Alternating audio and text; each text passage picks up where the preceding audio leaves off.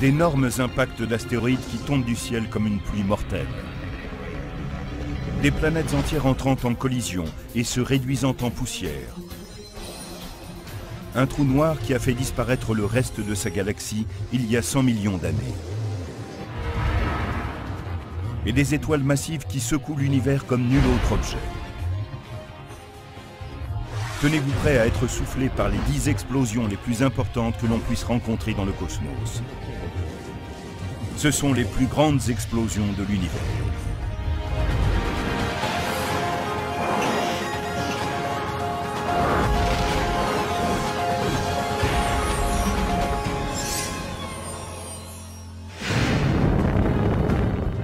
Elles peuvent en un clin d'œil rayer de la carte des villes de millions d'habitants. Elles peuvent dévaster des continents, des planètes, et même mettre en pièces des galaxies. L'univers est rempli d'explosions, de déflagrations et d'événements incroyablement violents. La sérénité qui règne sur la Terre est l'exception plutôt que la norme.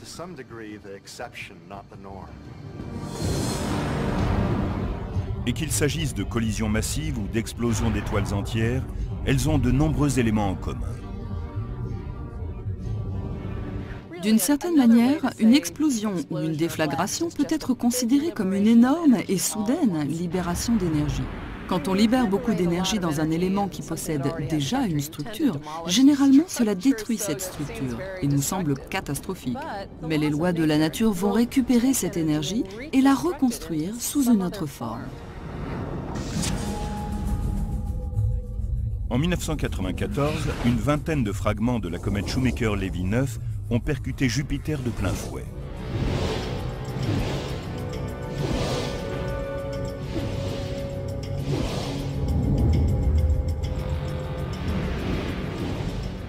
La surface de Jupiter était couverte de grosses cicatrices noires si importantes qu'on pouvait les voir avec un télescope amateur. Le plus grand fragment de la comète mesurait plus d'1,5 km et la puissance de son impact équivalait à 6 millions de mégatonnes de TNT. C'est 100 fois plus que tout l'arsenal nucléaire mondial.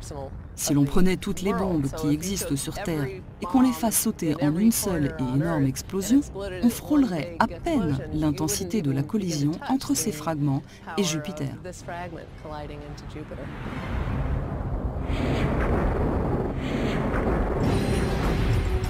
Mais imaginez qu'une explosion de cette puissance ne fait même pas partie de la liste des 10 plus grandes explosions qu'ait connue l'univers. Le 10e de cette liste a été bien plus dévastateur encore. Numéro 10. La mort venant du ciel. Cet événement fut assez puissant pour anéantir les dinosaures. En effet, sa fumée et ses débris bloquèrent la lumière solaire. C'est ce qu'on appelle l'impact de Chicxulub. Un astéroïde s'écrasa en cet endroit de la péninsule du Yucatan il y a environ 65 millions d'années. Une roche de 10 km de diamètre, plus haute que l'Everest et presque aussi large, percutait la Terre.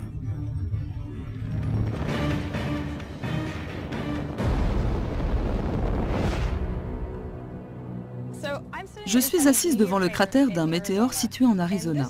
Il mesure plus d'1 kilomètre de large. Donc, si nous voulions le traverser en voiture à 90 km/h, cela nous prendrait à peine 1 minute. Eh bien, pour traverser le cratère de l'astéroïde qui a frappé la péninsule du Yucatan, il nous faudrait plus de 2 heures à la même vitesse. Vous imaginez quelle est sa taille par rapport à celui qui est derrière moi ? Ce cratère de 180 km de diamètre est assez vaste pour contenir New York, Philadelphie et tout le territoire entre ces deux villes. S'il s'abattait aujourd'hui sur la Terre, plus de 12 millions de personnes seraient immédiatement tuées, sans parler des blessés et des dégâts qui s'étendraient bien au-delà du cratère. Lors d'une explosion, l'énergie est libérée de différentes manières. Il y a la lumière aveuglante, produite au moment de l'impact, et la chaleur capable d'allumer des feux de forêt à travers tout le globe. Mais dans ces collisions, le plus dévastateur, c'est l'énergie liée au mouvement, ce que l'on appelle l'énergie cinétique. C'est elle qui crée le cratère et fait voler les débris.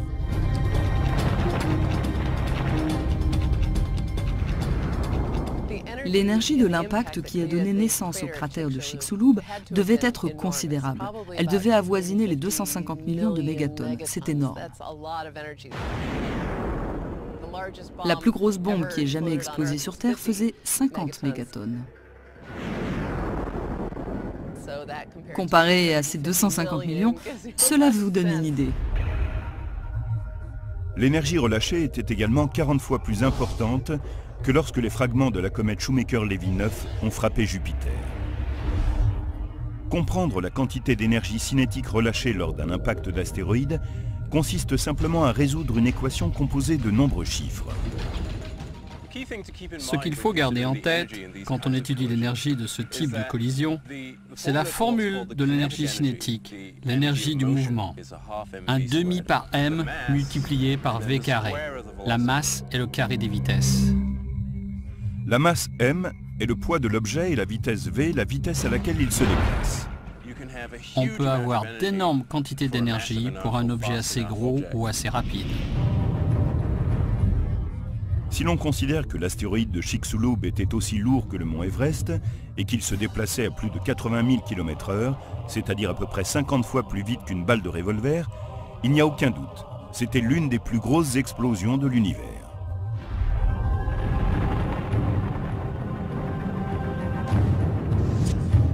Mais quel est l'effet produit sur la structure de la planète?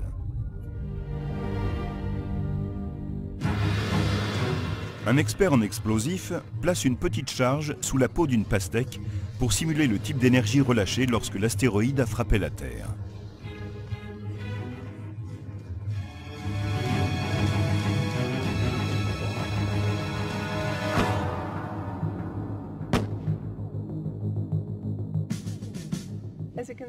Comme vous le voyez, ce qui serait dévastateur pour nous ne le serait pas forcément pour la planète dans son ensemble. Nous avons donc une certaine marge, mais les explosions peuvent être encore plus importantes. Numéro 9, l'impact martien. Heureusement, c'est Mars et non la Terre qui a été la cible d'un astéroïde 200 fois plus large que celui qui a frappé la péninsule du Yucatan. L'astéroïde qui a frappé Mars, il y a environ 4 millions d'années, mesurait environ 2000 km de diamètre. C'est à peu près la taille de Pluton ou d'un territoire qui irait de Denver à la Floride et de Chicago jusqu'au sud du Texas. C'est énorme. Et il ne s'agit que de la taille de l'astéroïde. Le cratère, que l'on appelle bassin boréal, couvre quant à lui 40% de la planète Mars. Le bassin boréal de Mars mesure environ 8500 km de large. Le cratère qui est derrière moi mesure à peine 1,5 km de large. Il faut le multiplier par plus de 5000 pour avoir une idée du cratère de Mars. Il est à peu près aussi grand que le continent africain. C'est incroyable. C'est vraiment immense.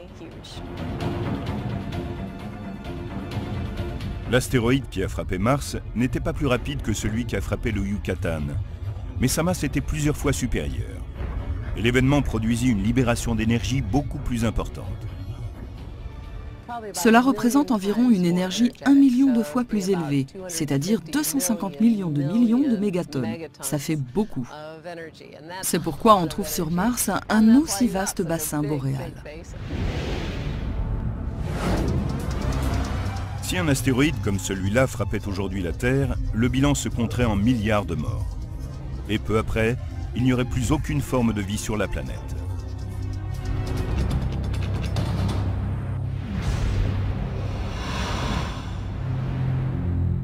Mais l'explosion que nous allons étudier maintenant a arraché une partie encore plus grande de la croûte terrestre. Heureusement, elle s'est produite à une époque où la vie n'était pas encore apparue sur Terre. Numéro 8. La théorie de l'impact géant. Cette fois, Mars n'est plus la cible. Mais imaginez un astéroïde de sa taille qui s'écraserait sur la Terre. La plupart des spécialistes planétaires pensent que c'est exactement ce qui s'est passé peu après la formation de la Terre, il y a environ 4,6 milliards d'années. c'est ce qu'on appelle la théorie de l'impact géant. À ses débuts, le système solaire était bien plus encombré qu'aujourd'hui. Les éléments n'étaient pas encore bien en place. Des tonnes de fragments se baladaient un peu partout, entraient en collision, pour finalement produire les objets que nous connaissons aujourd'hui. La Terre n'était alors qu'un terrain vague en pleine fusion. On n'y trouvait aucune forme de vie, mais ce n'était pas plus mal car la violence des collisions aurait anéanti celle qui aurait pu s'y trouver. Comment la Terre s'est-elle remise de l'événement le plus violent de son histoire?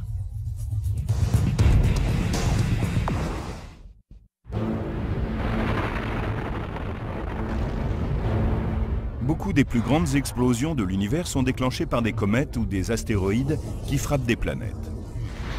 Ces impacts peuvent engendrer une énergie des centaines de fois plus redoutable que tout l'arsenal nucléaire terrestre. Mais le numéro 8 de notre liste est encore plus puissant. Il s'agit d'une explosion provoquée par une roche de la taille d'une planète qui est venue frapper la Terre. Cela s'est produit peu après la formation de la Terre, il y a environ 4,6 milliards d'années. Un objet de la taille de Mars, que certains appellent Theia et d'autres Orphée, est entré en collision avec la Terre. Les conséquences furent catastrophiques.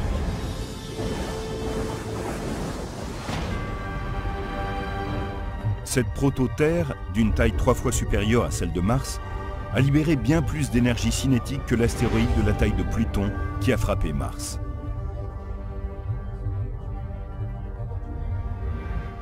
Theia a arraché le manteau terrestre. L'impact a été 10 fois plus puissant que celui qui a formé le bassin boréal sur Mars. Mais cette force terriblement destructrice a eu aussi des conséquences positives et déterminantes pour nous. Quand Theia a frappé la Terre, le choc s'est sans doute produit de façon oblique. De ce fait, les noyaux ferreux des deux planètes ont fondu pour n'en former qu'un seul, plus grand. C'est ainsi que sont nés un noyau et une Terre plus vaste.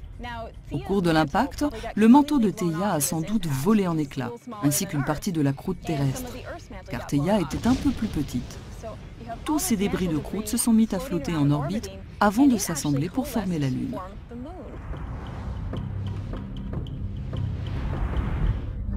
La Lune stabilise l'axe de la Terre. Elle l'empêche d'osciller dangereusement et lui permet ainsi de bénéficier d'un climat stable.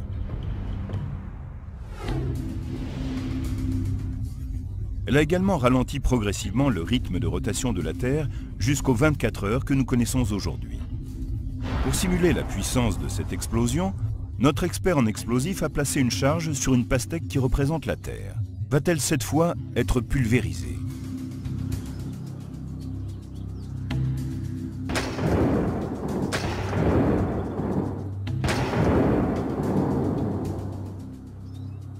Il y a pas mal de dégâts, mais la structure de base est toujours intacte. Sous l'effet de la chaleur dégagée par l'impact, la Terre et les débris ont de nouveau fondu. C'est pour cette raison que l'événement n'a pas donné naissance à un grand cratère. La Terre en fusion a repris la forme d'une sphère et s'est refroidie. Aucun type d'impact ne pourrait donc réduire une planète en poussière? Numéro 7. Quand des mondes entrent en collision. Dans l'espace profond se trouvent deux planètes, l'une de la taille de Vénus, l'autre de celle de la Terre, qui sont entrées dans une phase de collision. Ces planètes rocheuses abritent peut-être même des formes de vie. Un élément de leur système solaire leur a fait quitter leur orbite habituelle. Et au lieu de produire une déflagration lumineuse, elles se sont percutées de plein fouet. S'il y avait eu un observateur sur une de ces planètes, il aurait assisté à un événement terrifiant. Imaginez que vous voyez une planète arriver droit vers vous. Cela signifie que le ciel serait très vite entièrement occupé par cette planète qui va bientôt entrer en collision. Tout serait terminé en un instant. La vie s'éteindrait si vite qu'on n'aurait sans doute pas le temps de s'en rendre compte.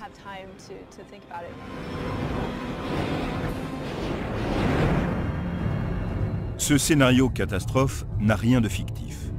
Certains chercheurs pensent qu'au cours des derniers millénaires, une explosion massive de ce type a ébranlé un système stellaire binaire situé à plus de 300 années-lumière.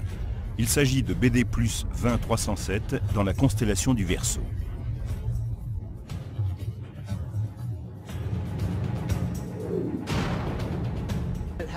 On y trouve une énorme quantité de poussière, 1 million de fois plus que dans notre système solaire.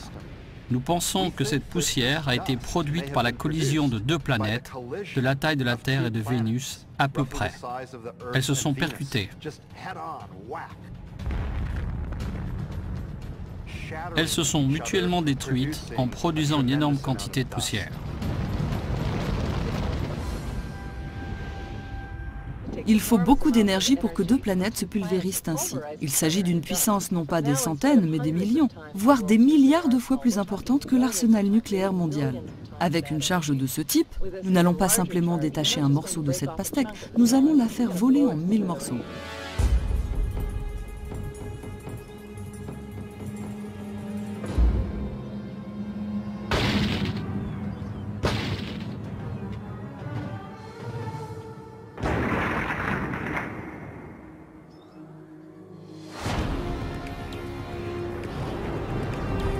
Aussi terrifiante et destructrice que soit une collision planétaire, elle reste plus modeste que celles qui mettent en jeu des étoiles.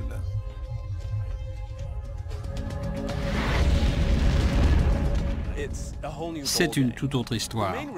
La principale raison en est que la masse est bien plus importante que celle d'une planète.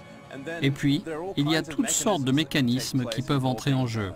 Fusion nucléaire, effondrement gravitationnel, et qui peuvent générer une formidable énergie.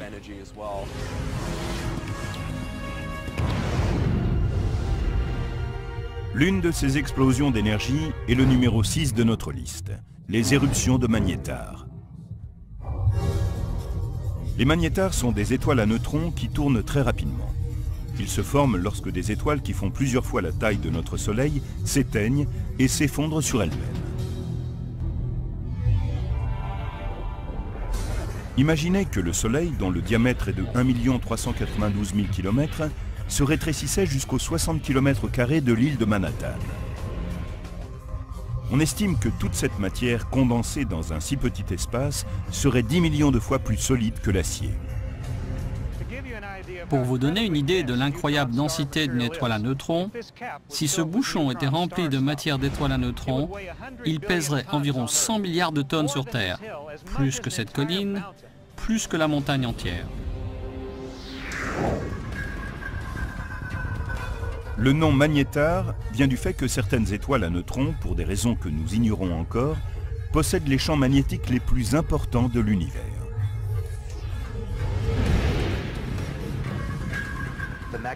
Le champ magnétique d'un magnétar est exceptionnellement puissant.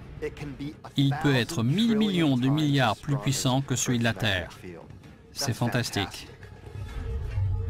Le champ magnétique possède une telle intensité que si un magnétar apparaissait soudain entre la Terre et la Lune, il pourrait interrompre tous les systèmes électroniques de la planète, y compris effacer les informations des cartes de crédit.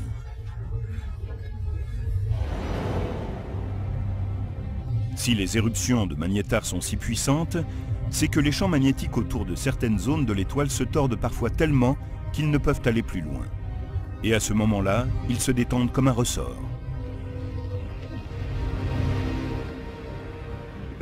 Le processus est similaire à celui d'une éruption solaire, car c'est le champ magnétique qui augmente l'énergie.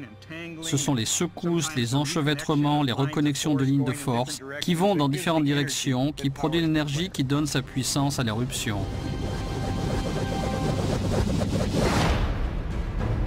Mais contrairement aux collisions planétaires dans lesquelles domine l'énergie cinétique, les éruptions de magnétars dégagent la majeure partie de leur énergie sous forme de radiation électromagnétique, c'est-à-dire de lumière. Une éruption de magnétar se produisant à 50 000 années-lumière est assez forte pour aveugler les satellites en orbite autour de la Terre.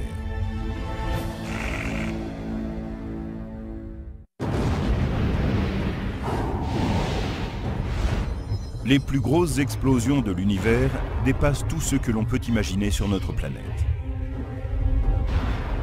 Leur puissance équivaut à des milliards de fois l'arsenal nucléaire mondial.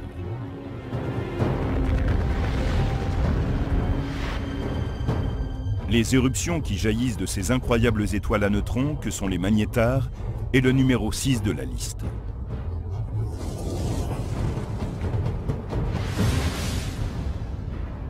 Et l'une des plus puissantes de ces éruptions jamais observées depuis la Terre a libéré en un seul dixième de seconde autant d'énergie que notre Soleil en 100 000 ans.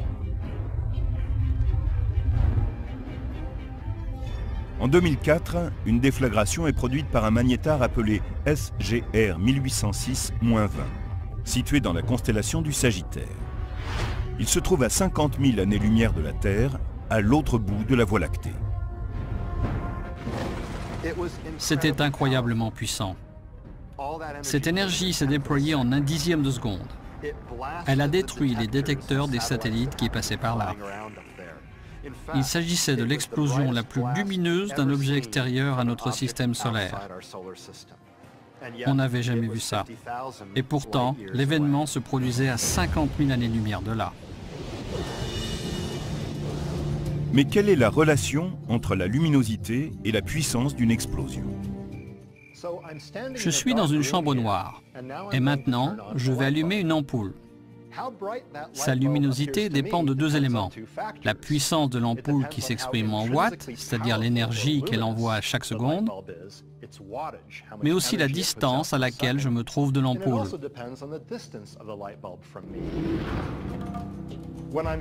Quand je suis près de l'ampoule, je vois qu'elle est lumineuse. Si je m'éloigne, en multipliant par 2 la distance à laquelle je suis, la lumière semble 4 fois plus faible. C'est ce qu'on appelle la loi en carré inverse de la lumière. La puissance de l'ampoule est restée la même, mais quand je m'en éloigne de 2 fois la distance initiale, seul un quart de son intensité parvient à mon visage et à mes yeux. Les astronomes mesurent la luminosité apparente d'une étoile ou d'une explosion, puis calculent sa distance par différentes techniques. Et à partir de ces 2 variantes, ils déduisent la puissance de la source. Cette lumière n'est pas seulement libérée sur des longueurs d'onde visibles, mais également à travers le spectre électromagnétique. Et à chaque fois que les chercheurs détectent des rayons gamma, comme c'est le cas dans les éruptions de magnétars, ils savent qu'il doit y avoir eu une grosse explosion. Les rayons gamma sont un type de lumière, mais une lumière bien plus énergétique que ce que nous voyons à l'œil nu. Le spectre de lumière qui nous est familier s'étend depuis de très basses énergies en passant par la partie visible du spectre, c'est-à-dire la lumière que nous percevons, puis les rayons X, jusqu'à ce composant lumineux à l'énergie puissante qu'on appelle les rayons gamma. Un sursaut de rayons gamma d'un dixième de seconde seulement, comme ceux du magnétar SRG 1806-20, serait capable de faire frire la Terre avec ses radiations émises à des années-lumière de distance dès l'instant où le rayon serait dirigé droit vers la Terre.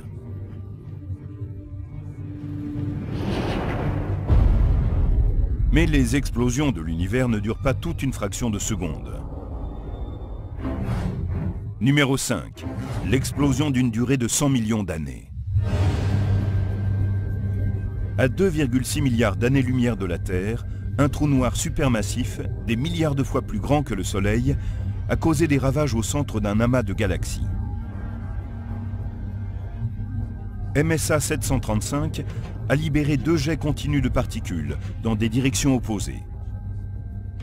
Les spécialistes pensent que ces jets se sont déchaînés pendant une centaine de millions d'années, en envoyant 2 énormes bulles vers les galaxies environnantes. MSA 735 est l'exemple même d'un trou noir soufflant des bulles. Ce que nous voyons ici, ce sont des cavités géantes évacuées par ces jets de grande puissance. Depuis le trou noir, il transporte ces énormes quantités d'énergie sur d'immenses distances, jusqu'à 1 million d'années-lumière de là. 1 million d'années-lumière, c'est 10 fois la largeur de la Voie lactée. Cela montre la puissance de ces jets, capables de créer 2 bulles d'une telle taille.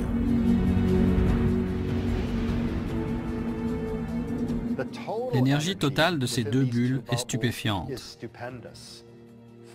Elle excède de loin tout ce qu'on connaît dans l'univers en termes de concentration d'énergie.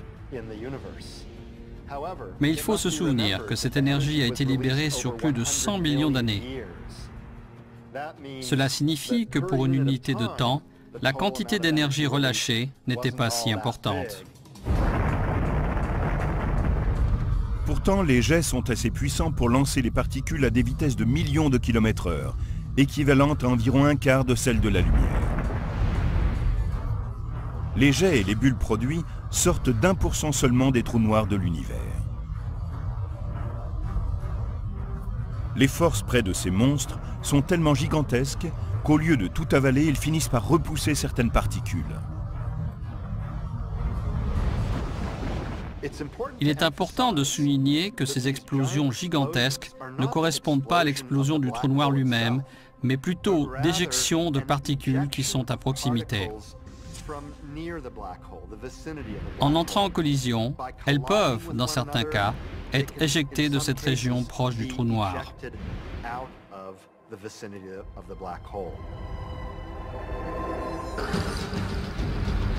Mais comment cette double explosion peut-elle rester en activité pendant 100 millions d'années?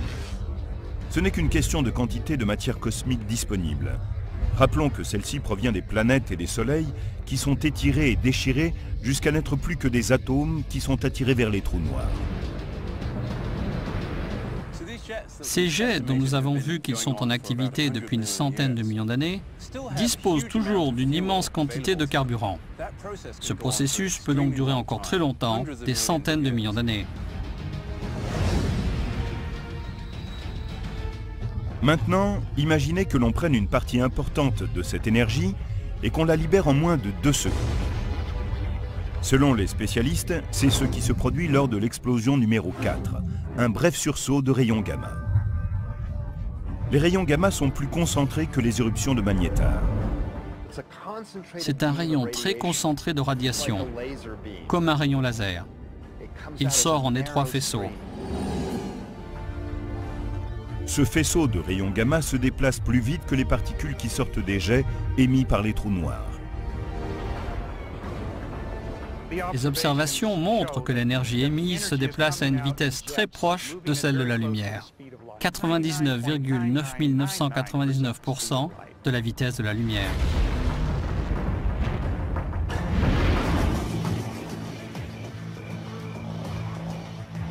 À cette vitesse époustouflante, il suffit de quelques dixièmes de seconde pour qu'un bref sursaut gamma relâche autant d'énergie que le Soleil durant des millions d'années.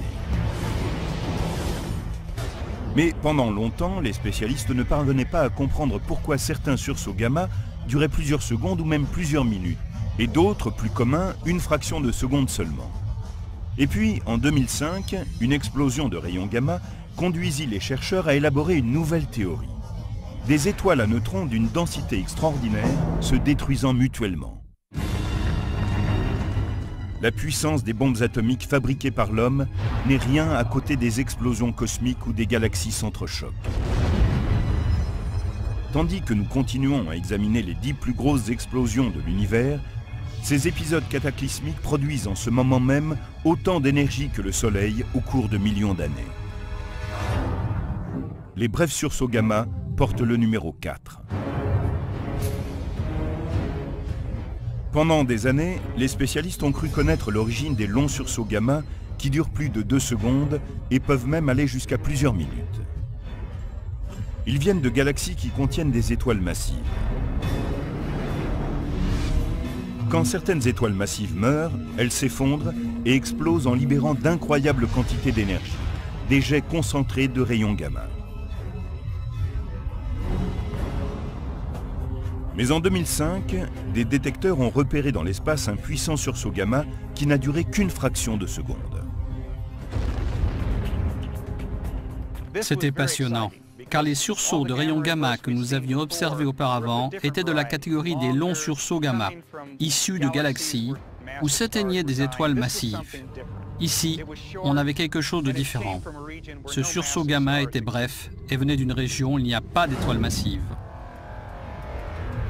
Cette explosion venait d'une galaxie dont on pense qu'elle comprend des étoiles à neutrons d'une densité incroyable, qui fonctionnent en système binaire. Elles tournent l'une autour de l'autre.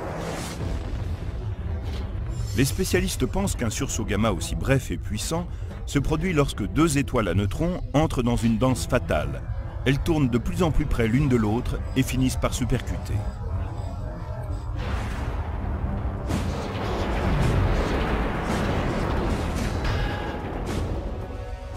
On pense que c'est à ce moment-là que se forme un trou noir. Lorsque les deux étoiles à neutrons finissent par se toucher, l'une des deux étoiles est déchiquetée et devient un disque. Ce qui reste est trop gros pour être une étoile à neutrons. Aucune force dans l'univers ne peut retenir deux étoiles à neutrons, donc ce qui reste se transforme en trou noir.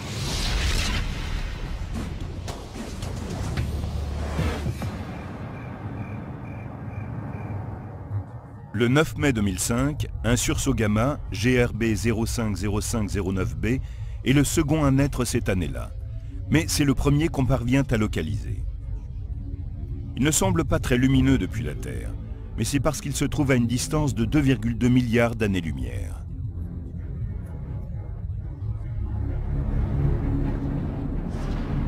Le sursaut gamma GRB 0509b n'a duré que 40 millisecondes, mais dans ce laps de temps, il a libéré autant d'énergie que le Soleil en 100 millions d'années.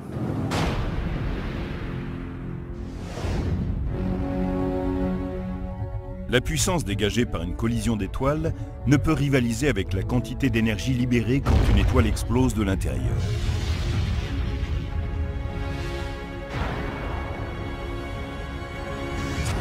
Numéro 3.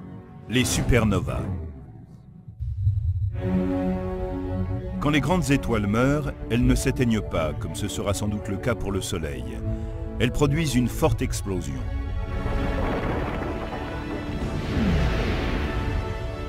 Il y a plusieurs façons d'exploser pour une supernova, mais les deux principales sont quand l'une des deux étoiles d'un système binaire avale une partie ou la totalité de la seconde, ou bien quand une étoile supermassive s'effondre sur elle-même et que sa croûte extérieure est éjectée au cours du processus.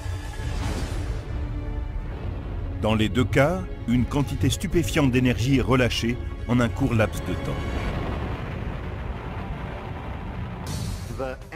L'énergie du déplacement, l'énergie cinétique de la matière éjectée, équivaut à toute l'énergie que le Soleil libérera au long des 10 millions d'années de son existence.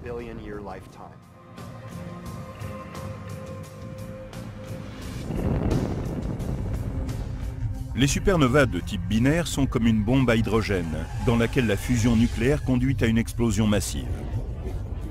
On les appelle les supernovas de type 1A. En 2003, l'explosion de l'une d'entre elles a inondé le cosmos d'une lumière plus puissante que celle de toute une galaxie d'étoiles.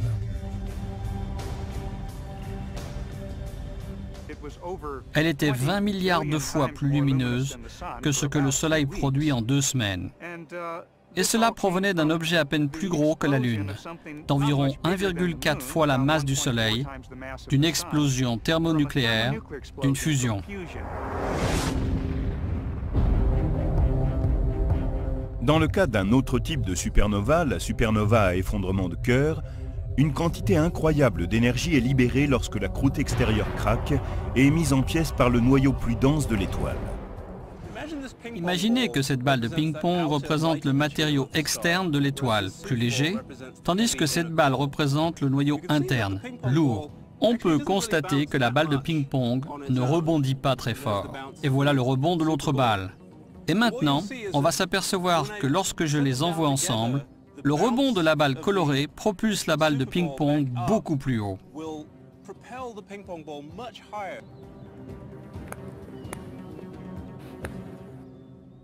C'est très proche de ce qui se produit dans la supernova, où le lourd noyau interne rebondit vers l'extérieur, rencontre ce matériau plus léger et le disperse. En 2005, l'explosion d'une supernova SN 2005AP a produit une lumière 300 fois plus forte que celle d'une supernova normale de type 2. Mais elle ne causa aucun dommage sur Terre, car heureusement, elle se trouvait à quelques 4,7 milliards d'années-lumière. Et comme pour beaucoup d'autres explosions de notre liste, les supernovas ne font pas que détruire.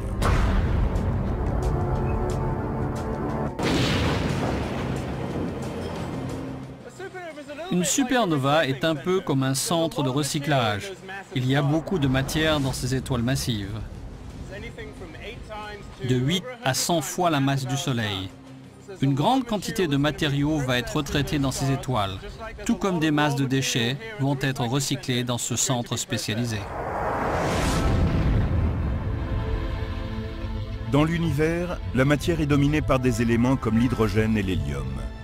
L'intérieur d'une étoile sur le point de former une supernova est la principale source de métaux et d'éléments lourds indispensables à la vie. Ces matériaux sont classés en différentes catégories. L'étoile fabrique des éléments de plus en plus lourds, en commençant par l'hydrogène et ensuite l'hélium, puis elle continue avec des éléments de plus en plus lourds jusqu'au fer. Et là, le processus de fusion s'arrête. Plus tard, quand elle devient une supernova avec le mouvement de compression que cela implique, l'étoile peut fabriquer des éléments encore plus lourds.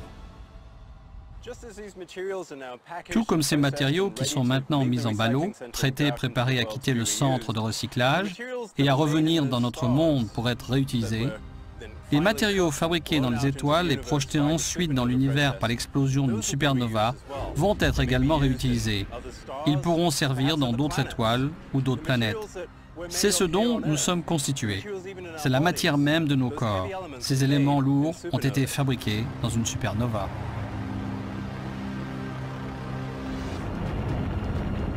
Les supernovas sont des explosions massives, mais elles peuvent aussi déclencher des explosions secondaires dont l'énergie sera encore plus importante. Numéro 2. Les longs sursauts gamma. Les longs sursauts gamma proviennent de la plus puissante explosion de supernova. Ils sont aussi puissants que les brefs, mais comme ils durent plus longtemps, entre 2 secondes et près d'1 heure et demie, ils dégagent beaucoup plus d'énergie autour d'eux. Les longs sursauts de rayons gamma sont des monstres complètement différents des brefs. Ils sont infiniment plus puissants, près de 10 000 fois plus puissants que les sursauts de courte durée. Ces jets concentrés d'énergie ne proviennent que d'explosions de supernovas provenant d'étoiles d'une masse au moins 30 fois supérieure à celle du Soleil. Et comme pour les sursauts brefs, on sait maintenant avec preuve à l'appui que ces événements donnent naissance à un trou noir. Les longs sursauts de rayons gamma sont en quelque sorte une variété de supernovas hyper énergétiques. Le cœur de fer s'effondre comme avant la formation d'une étoile à neutrons. Mais comme trop de matériaux tombent sur lui, il ne peut rester une étoile à neutrons. La température s'élève jusqu'à 10 milliards de degrés. La luminosité sur 1 mètre carré est aussi forte que celle du Soleil. Et cette force peut s'écouler au niveau de l'équateur. Elle reste concentrée, comme dans un fusil, et explose l'axe de rotation de l'étoile. Quelle quantité d'énergie libère le plus puissant de ces longs rayons gamma par rapport au Soleil? La réponse est surprenante.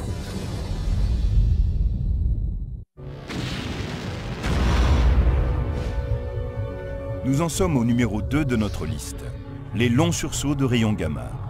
Ce sont les faisceaux d'énergie les plus puissants et les plus concentrés de l'univers. Ils libèrent plus d'énergie en quelques instants que le Soleil au cours des 10 milliards d'années de son existence.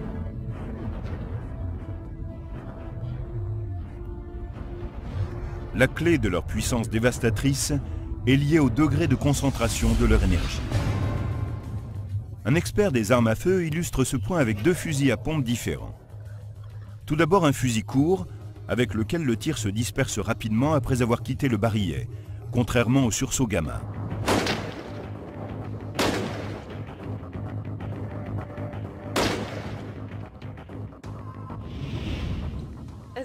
Comme vous le voyez, la pastèque est abîmée, mais pas tant que ça, car le tir s'est dispersé et seule une partie a touché la cible.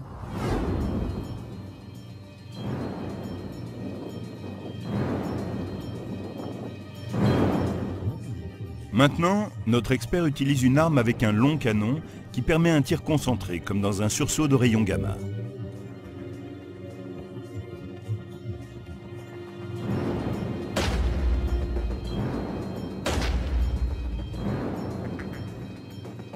Lorsqu'il est concentré, le tir peut être dévastateur. C'est une chance pour nous que la plupart des sursauts gamma soient libérés à des millions, voire des milliards d'années-lumière de la Terre et pointés dans d'autres directions.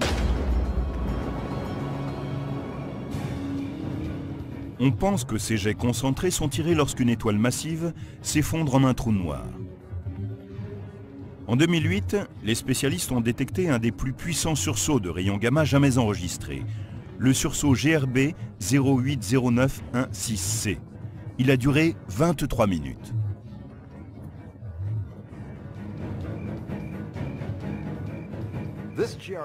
Ce sursaut gamma a été l'une des explosions les plus passionnantes à laquelle on ait assisté, parce que sa puissance, que l'on a déduite de la luminosité observée et la distance à laquelle il se produisait, dépassait tout ce que l'on connaissait jusque-là.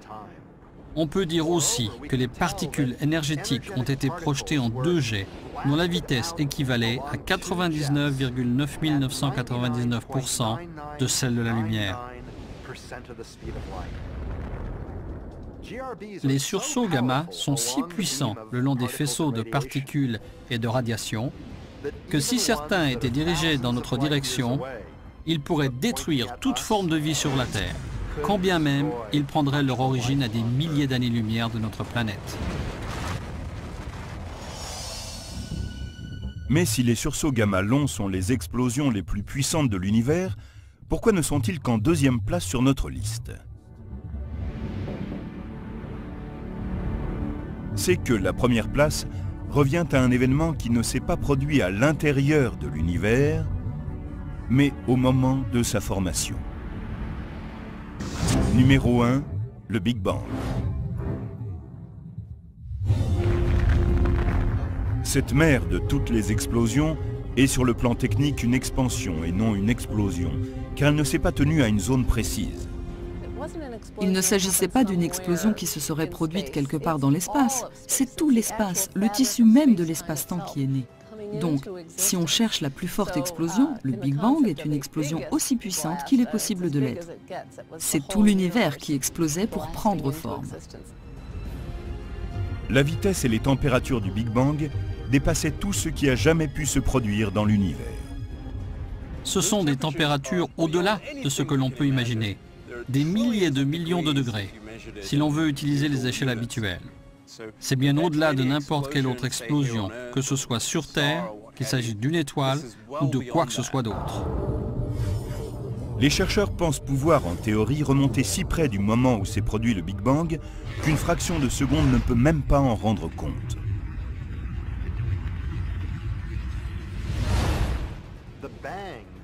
L'explosion du Big Bang, au début de l'univers, est un moment que l'on définit comme une inflation. L'univers a pris une ampleur incroyable. Il s'est étendu si vite, il s'est multiplié plusieurs fois dans un laps de temps très court. Cette inflation incroyable, cette expansion de type exponentiel, n'a duré qu'une toute petite fraction de seconde. Un millionième, de millionième, de millionième, de millionième, de millionième, de millionième de seconde. Au cours de cette expansion, il semble que les éléments se déplaçaient plus vite que la vitesse limite universelle. Selon Einstein, la vitesse de la lumière. En fait, l'univers s'est étendu si rapidement que cela s'est produit à une vitesse plus grande que celle de la lumière. C'est bon. Cela ne contredit pas la théorie de la relativité d'Einstein. L'espace peut s'étendre à une vitesse plus rapide que celle de la lumière. Aucune particule ne peut se déplacer plus vite que la lumière. Mais l'espace, lui, peut s'étendre plus vite que la lumière. Et il le fait.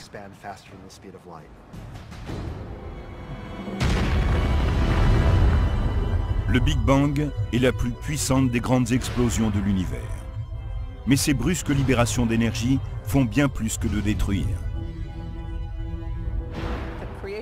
La création de l'univers, du Soleil, des étoiles, de la Lune, est liée à cette soudaine et fabuleuse libération d'énergie. Il y a un lien très fort entre la matière manifestée sous une certaine forme, qui est ensuite détruite et qui réapparaît sous une autre forme. Et vous savez, c'est par ce processus que nous sommes là. Tandis que l'univers évolue, ces fabuleuses explosions continuent de détruire des mondes entiers.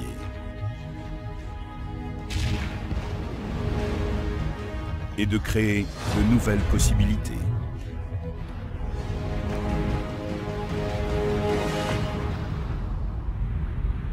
La masse m est le poids de l'objet et la vitesse v, la vitesse à laquelle il se déplace.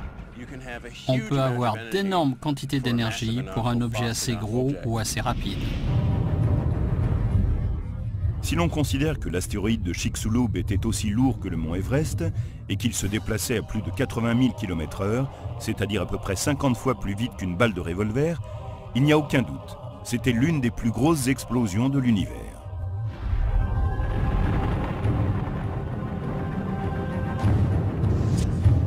Mais quel est l'effet produit sur la structure de la planète?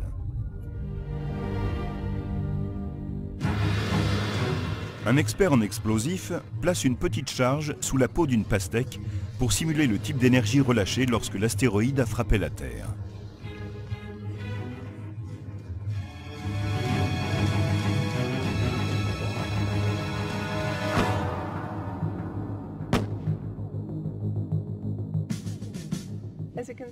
Comme vous le voyez, ce qui serait dévastateur pour nous ne le serait pas forcément pour la planète dans son ensemble. Nous avons donc une certaine marge, mais les explosions peuvent être encore plus importantes. Numéro 9, l'impact martien. Heureusement, c'est Mars et non la Terre qui a été la cible d'un astéroïde 200 fois plus large que celui qui a frappé la péninsule du Yucatan. L'astéroïde qui a frappé Mars, il y a environ 4 millions d'années, mesurait environ 2000 km de diamètre. C'est à peu près la taille de Pluton ou d'un territoire qui irait de Denver à la Floride et de Chicago jusqu'au sud du Texas. C'est énorme. Et il ne s'agit que de la taille de l'astéroïde. Le cratère, que l'on appelle bassin boréal, couvre quant à lui 40% de la planète Mars. Le bassin boréal de Mars mesure environ 8500 km de large. Le cratère qui est derrière moi mesure à peine 1,5 km de large. Il faut le multiplier par plus de 5000 pour avoir une idée du cratère de Mars. Il est à peu près aussi grand que le continent africain. C'est incroyable. C'est vraiment immense. L'astéroïde qui a frappé Mars n'était pas plus rapide que celui qui a frappé le Yucatan, mais sa masse était plusieurs fois supérieure. Et l'événement produisit une libération d'énergie beaucoup plus importante. Cela représente environ une énergie 1 million de fois plus élevée, c'est-à-dire 250 millions de mégatonnes. Ça fait beaucoup. C'est pourquoi on trouve sur Mars un aussi vaste bassin boréal. Si un astéroïde comme celui-là frappait aujourd'hui la Terre, Centaines de millions d'années, dispose toujours d'une immense quantité de carburant. Ce processus peut donc durer encore très longtemps, des centaines de millions d'années. Maintenant, imaginez que l'on prenne une partie importante de cette énergie et qu'on la libère en moins de 2 secondes. Selon les spécialistes, c'est ce qui se produit lors de l'explosion numéro 4, un bref sursaut de rayons gamma. Les rayons gamma sont plus concentrés que les éruptions de magnétar. C'est un rayon très concentré de radiation, comme un rayon laser. Il sort en étroits faisceaux. Ce faisceau de rayons gamma se déplace plus vite que les particules qui sortent des jets émis par les trous noirs. Les observations montrent que l'énergie émise se déplace à une vitesse très proche de celle de la lumière. 99,9999% de la vitesse de la lumière.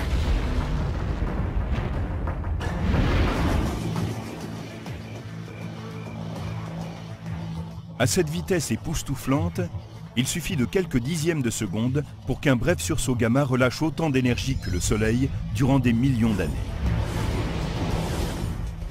Mais pendant longtemps, les spécialistes ne parvenaient pas à comprendre pourquoi certains sursauts gamma duraient plusieurs secondes ou même plusieurs minutes, et d'autres, plus communs, une fraction de seconde seulement. Et puis, en 2005, une explosion de rayons gamma conduisit les chercheurs à élaborer une nouvelle théorie. Des étoiles à neutrons d'une densité extraordinaire se détruisant mutuellement. La puissance des bombes atomiques fabriquées par l'homme n'est rien à côté des explosions cosmiques où des galaxies s'entrechoquent. Tandis que nous continuons à examiner les 10 plus grosses explosions de l'univers, ces épisodes cataclysmiques produisent en ce moment même autant d'énergie que le Soleil au cours de millions d'années. Les brefs sursauts gamma portent le numéro 4. Pendant des années, les spécialistes ont cru connaître l'origine des longs sursauts gamma qui durent plus de 2 secondes et peuvent même aller jusqu'à plusieurs minutes. Ils viennent de galaxies qui contiennent des étoiles massives. Quand certaines étoiles massives meurent, elles s'effondrent et explosent en libérant d'incroyables quantités d'énergie, des jets concentrés de rayons gamma. Mais en 2005, des détecteurs ont repéré dans l'espace un puissant sursaut gamma qui n'a duré qu'une fraction de seconde. C'était passionnant, car les sursauts de rayons gamma que nous avions observés auparavant étaient de la catégorie des longs sursauts gamma, issus de galaxies où elles se sont mutuellement détruites en produisant une énorme quantité de poussière. Il faut beaucoup d'énergie pour que deux planètes se pulvérisent ainsi. Il s'agit d'une puissance non pas des centaines, mais des millions, voire des milliards de fois plus importante que l'arsenal nucléaire mondial. Avec une charge de ce type, nous n'allons pas simplement détacher un morceau de cette pastèque, nous allons la faire voler en 1000 morceaux.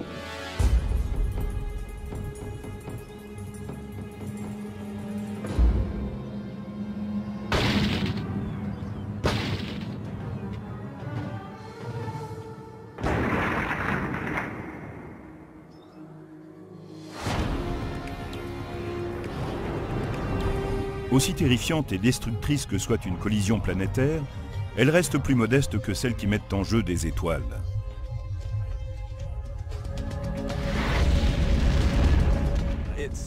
C'est une toute autre histoire. La principale raison en est que la masse est bien plus importante que celle d'une planète. Et puis, il y a toutes sortes de mécanismes qui peuvent entrer en jeu. Fusion nucléaire, effondrement gravitationnel, et qui peuvent générer une formidable énergie.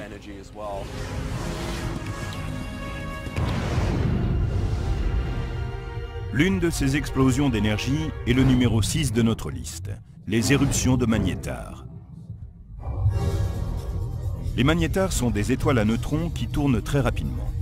Ils se forment lorsque des étoiles qui font plusieurs fois la taille de notre Soleil s'éteignent et s'effondrent sur elles-mêmes.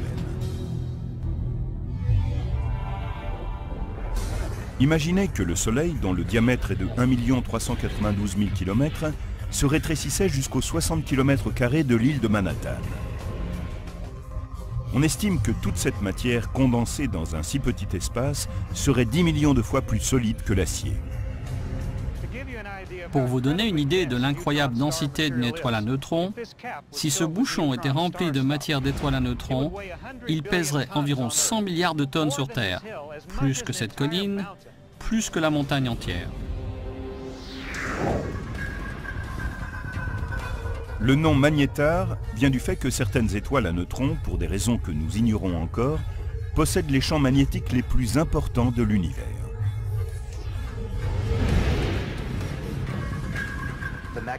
Le champ magnétique d'un magnétar est exceptionnellement puissant. Il peut être 1000 millions de milliards plus puissant que celui de la Terre. C'est fantastique. Le champ magnétique possède une telle intensité que si un magnétar apparaissait soudain entre la Terre et la Lune, il pourrait interrompre tous les systèmes électroniques de la planète, y compris effacer les informations des cartes de crédit. Pour des raisons que nous ignorons encore, possède les champs magnétiques les plus importants de l'univers.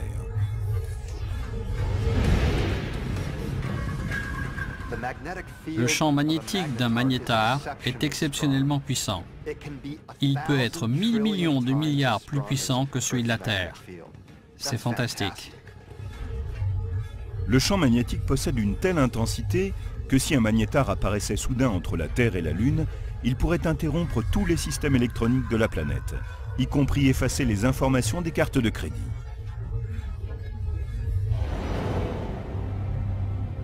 Si les éruptions de magnétars sont si puissantes, c'est que les champs magnétiques autour de certaines zones de l'étoile se tordent parfois tellement qu'ils ne peuvent aller plus loin. Et à ce moment-là, ils se détendent comme un ressort. Le processus est similaire à celui d'une éruption solaire, car c'est le champ magnétique qui augmente l'énergie. Ce sont les secousses, les enchevêtrements, les reconnexions de lignes de force qui vont dans différentes directions, qui produisent l'énergie qui donne sa puissance à l'éruption.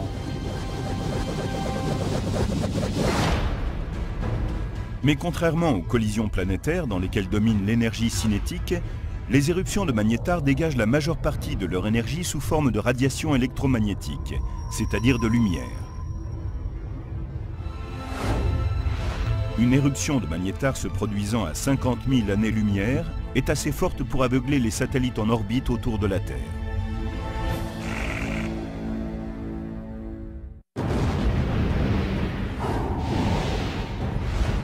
Les plus grosses explosions de l'univers dépassent tout ce que l'on peut imaginer sur notre planète.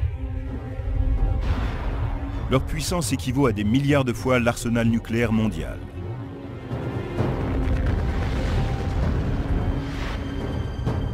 Les éruptions qui jaillissent de ces incroyables étoiles à neutrons que sont les magnétars est le numéro 6 de la liste.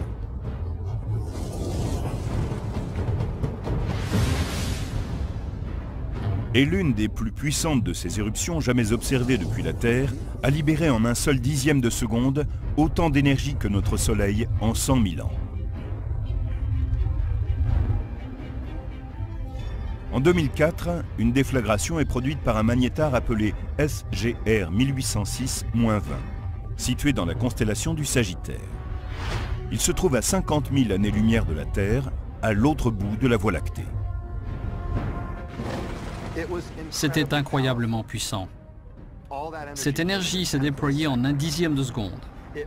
Elle a détruit les détecteurs des satellites qui passaient par là. Il s'agissait de l'explosion la plus lumineuse d'un objet extérieur à notre système. Et peuvent même aller jusqu'à plusieurs minutes. Ils viennent de galaxies qui contiennent des étoiles massives. Quand certaines étoiles massives meurent, elles s'effondrent et explosent en libérant d'incroyables quantités d'énergie, des jets concentrés de rayons gamma. Mais en 2005, des détecteurs ont repéré dans l'espace un puissant sursaut gamma qui n'a duré qu'une fraction de seconde. C'était passionnant, car les sursauts de rayons gamma que nous avions observés auparavant étaient de la catégorie des longs sursauts gamma, issus de galaxies où s'éteignaient des étoiles massives. Ici, on avait quelque chose de différent. Ce sursaut gamma était bref et venait d'une région où il n'y a pas d'étoiles massives.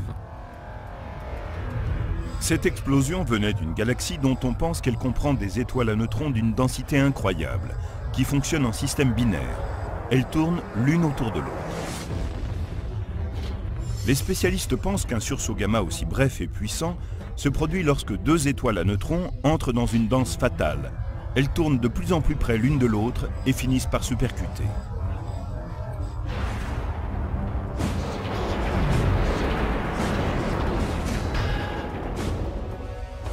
On pense que c'est à ce moment-là que se forme un trou noir. Lorsque les deux étoiles à neutrons finissent par se toucher, l'une des deux étoiles est déchiquetée et devient un disque. Ce qui reste est trop gros pour être une étoile à neutrons. Aucune force dans l'univers ne peut retenir deux étoiles à neutrons, donc ce qui reste se transforme en trou noir.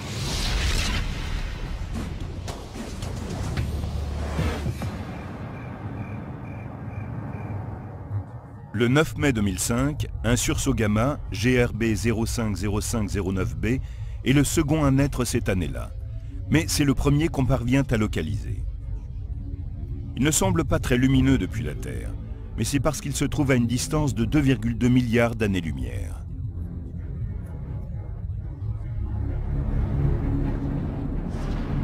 Le sursaut gamma GRB 0509b n'a duré que 40 millisecondes, mais dans ce laps de temps, il a libéré autant d'énergie que le Soleil en 100 millions d'années.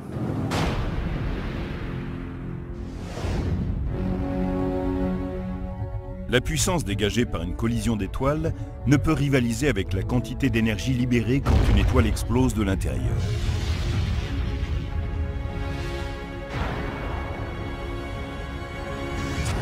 Numéro 3. Les supernovas.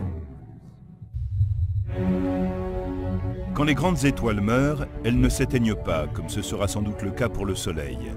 Elles produisent une forte explosion. Issues de galaxies où s'éteignaient des étoiles massives. Ici, on avait quelque chose de différent. Ce sursaut gamma était bref et venait d'une région où il n'y a pas d'étoiles massives. Cette explosion venait d'une galaxie dont on pense qu'elle comprend des étoiles à neutrons d'une densité incroyable, qui fonctionnent en système binaire. Elles tournent l'une autour de l'autre. Les spécialistes pensent qu'un sursaut gamma aussi bref et puissant se produit lorsque deux étoiles à neutrons entrent dans une danse fatale.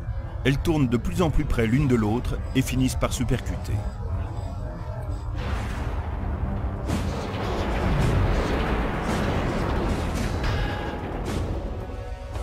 On pense que c'est à ce moment-là que se forme un trou noir.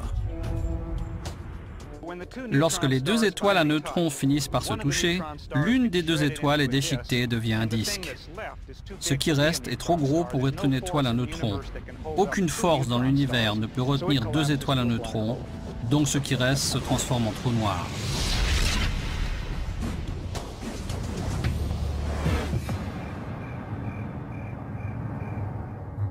Le 9 mai 2005, un sursaut gamma, GRB 050509b, est le second à naître cette année-là. Mais c'est le premier qu'on parvient à localiser. Il ne semble pas très lumineux depuis la Terre, mais c'est parce qu'il se trouve à une distance de 2,2 milliards d'années-lumière.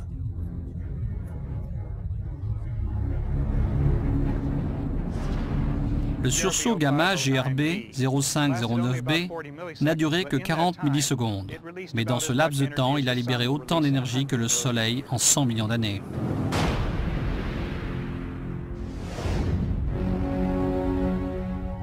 La puissance dégagée par une collision d'étoiles ne peut rivaliser avec la quantité d'énergie libérée quand une étoile explose de l'intérieur.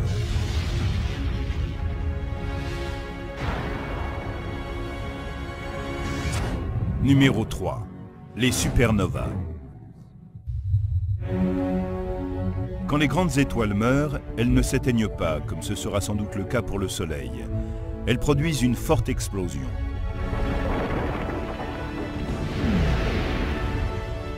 Il y a plusieurs façons d'exploser pour une supernova, mais les deux principales sont quand l'une des deux étoiles d'un système binaire avale une partie ou la totalité de la seconde, ou bien quand une étoile supermassive s'effondre sur elle-même et que sa croûte extérieure est éjectée au cours du processus. Dans les deux cas, une quantité stupéfiante d'énergie est relâchée en un court laps de temps. L'énergie du déplacement, l'énergie cinétique de la matière éjectée, équivaut à tout. Un élément de leur système solaire leur a fait quitter leur orbite habituelle. Et au lieu de produire une déflagration lumineuse, elles se sont percutées de plein fouet. S'il y avait eu un observateur sur une de ces planètes, il aurait assisté à un événement terrifiant. Imaginez que vous voyez une planète arriver droit vers vous. Cela signifie que le ciel serait très vite entièrement occupé par cette planète qui va bientôt entrer en collision. Tout serait terminé en un instant. La vie s'éteindrait si vite qu'on n'aurait sans doute pas le temps de s'en rendre compte.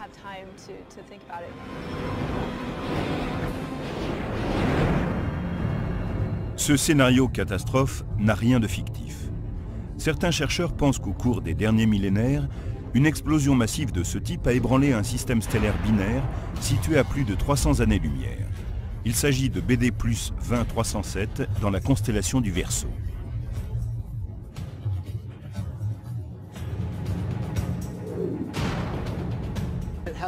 On y trouve une énorme quantité de poussière, 1 million de fois plus que dans notre système solaire.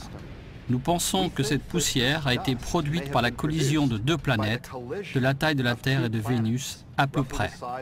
Elles se sont percutées. Elles se sont mutuellement détruites en produisant une énorme quantité de poussière. Il faut beaucoup d'énergie pour que deux planètes se pulvérisent ainsi. Il s'agit d'une puissance non pas des centaines, mais des millions, voire des milliards de fois plus importante que l'arsenal nucléaire mondial. Avec une charge de ce type, nous n'allons pas simplement détacher un morceau de cette pastèque, nous allons la faire voler en 1000 morceaux.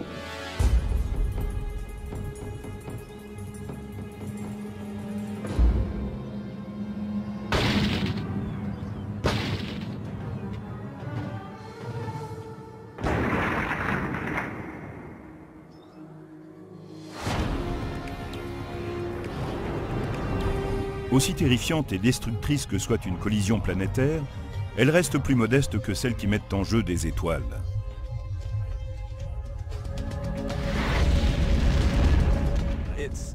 c'est une toute autre histoire. La principale raison en est que la masse est bien plus importante que celle d'une planète. Et puis, il y a toutes sortes de mécanismes qui peuvent entrer en jeu. Fusion nucléaire, effondrement gravitationnel, et qui peuvent générer une formidable énergie.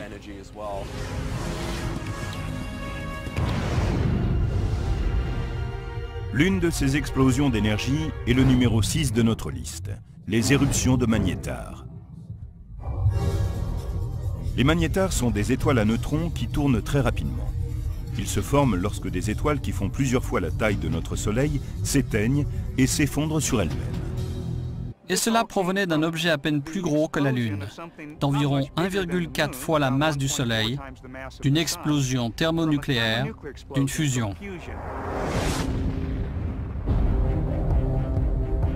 Dans le cas d'un autre type de supernova, la supernova à effondrement de cœur, une quantité incroyable d'énergie est libérée lorsque la croûte extérieure craque et est mise en pièces par le noyau plus dense de l'étoile. Imaginez que cette balle de ping-pong représente le matériau externe de l'étoile, plus léger, tandis que cette balle représente le noyau interne, lourd. On peut constater que la balle de ping-pong ne rebondit pas très fort. Et voilà le rebond de l'autre balle. Et maintenant, on va s'apercevoir que lorsque je les envoie ensemble, le rebond de la balle colorée propulse la balle de ping-pong beaucoup plus haut.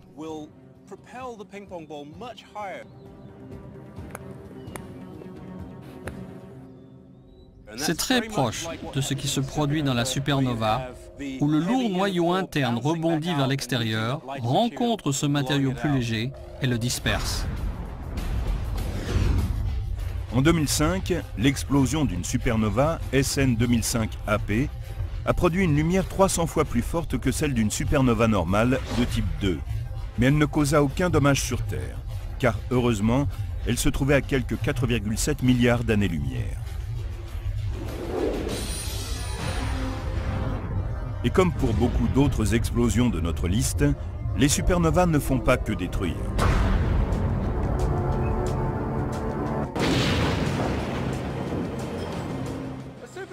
Une supernova est un peu comme un centre de recyclage. Il y a beaucoup de matière dans ces étoiles massives. De 8 à 100 fois la masse du Soleil. Une grande quantité de matériaux va être retraitée dans ces étoiles, tout comme des masses de déchets vont être recyclées dans ce centre spécialisé. Dans l'univers, la matière est dominée par des éléments comme l'hydrogène et l'hélium. L'intérieur d'une étoile sur le point de former une supernova est la principale source de métaux et d'éléments lourds indispensables à la vie. Ces matériaux sont classés en différentes catégories. L'étoile fabrique des éléments de plus en plus lourds, en commençant par l'hydrogène et ensuite l'hélium, puis elle continue avec des éléments de plus en plus lourds jusqu'au fer. Et là, le processus de fusion s'arrête. Plus tard, quand elle devient une supernova avec le mouvement de compression que cela implique, l'étoile peut fabriquer des éléments encore plus lourds. Tout comme ces matériaux qui sont maintenant mis en ballot, traités, préparés à quitter le centre de recyclage et à revenir dans notre monde pour être réutilisés, les matériaux fabriqués dans les étoiles et projetés ensuite dans l'univers par l'explosion. La puissance dégagée par une collision d'étoiles ne peut rivaliser avec la quantité d'énergie libérée quand une étoile explose de l'intérieur.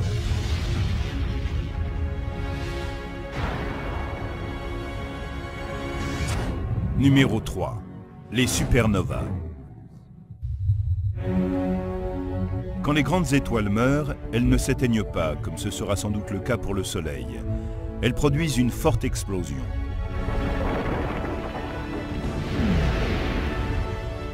Il y a plusieurs façons d'exploser pour une supernova, mais les deux principales sont quand l'une des deux étoiles d'un système binaire avale une partie ou la totalité de la seconde, ou bien quand une étoile supermassive s'effondre sur elle-même et que sa croûte extérieure est éjectée au cours du processus. Dans les deux cas, une quantité stupéfiante d'énergie est relâchée en un court laps de temps. L'énergie du déplacement, l'énergie cinétique de la matière éjectée, équivaut à toute l'énergie que le Soleil libérera au long des 10 millions d'années de son existence.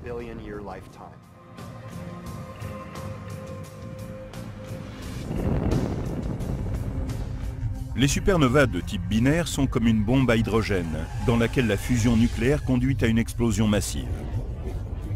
On les appelle les supernovas de type 1A. En 2003, l'explosion de l'une d'entre elles a inondé le cosmos d'une lumière plus puissante que celle de toute une galaxie d'étoiles.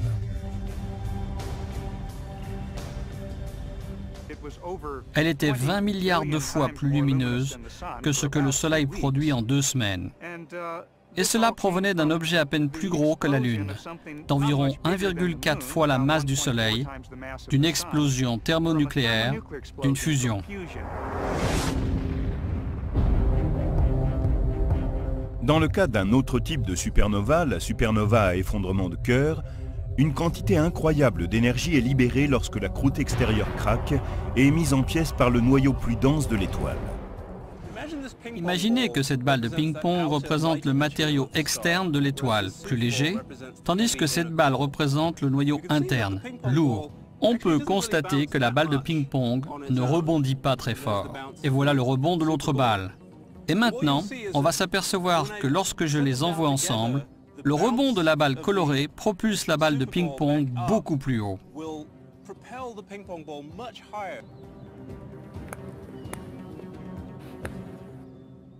C'est très proche de ce qui se produit dans la supernova, où le lourd noyau interne rebondit vers l'extérieur, rencontre ce matériau plus léger et le disperse.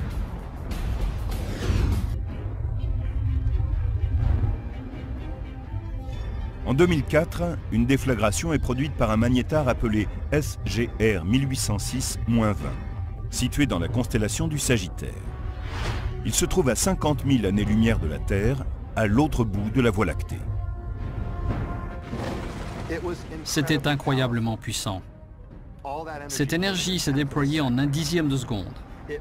Elle a détruit les détecteurs des satellites qui passaient par là. Il s'agissait de l'explosion la plus lumineuse d'un objet extérieur à notre système solaire. On n'avait jamais vu ça. Et pourtant, l'événement se produisait à 50 000 années-lumière de là. Mais quelle est la relation entre la luminosité et la puissance d'une explosion? Je suis dans une chambre noire. Et maintenant, je vais allumer une ampoule. Sa luminosité dépend de 2 éléments. La puissance de l'ampoule qui s'exprime en watts, c'est-à-dire l'énergie qu'elle envoie à chaque seconde, mais aussi la distance à laquelle je me trouve de l'ampoule.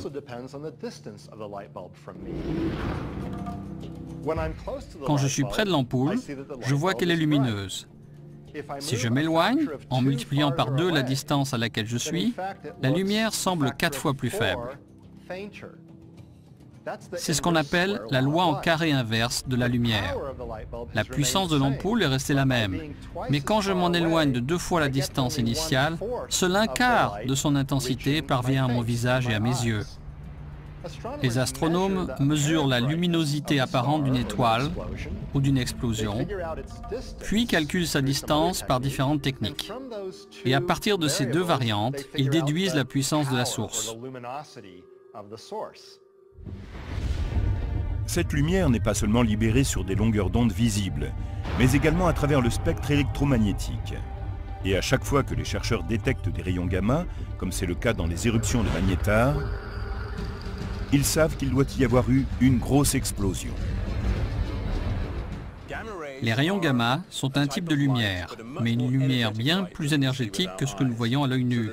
Le spectre de lumière qui nous est familier s'étend depuis de très basses énergies en passant par la partie visible du spectre, c'est-à-dire la lumière que nous percevons, puis les rayons X, jusqu'à ce composant lumineux à l'énergie puissante qu'on appelle les rayons gamma. Un sursaut de rayons gamma d'1/10 de seconde seulement, comme ceux du magnétar SRG 1806-20, serait capable de faire frire la Terre avec ses radiations émises à des années-lumière de distance dès l'instant où le rayon serait dirigé droit vers la Terre.